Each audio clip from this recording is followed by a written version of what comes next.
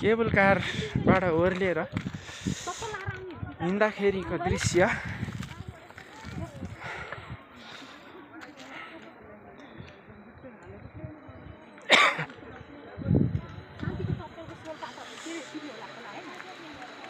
धेरै रमाइलो छ। यही बाटो भने हो जम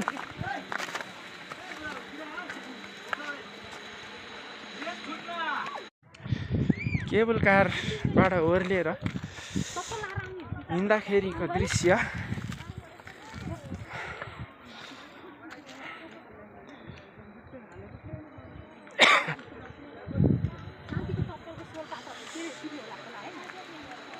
धेरै रमाइलो छ। यही बाटो भने हो जम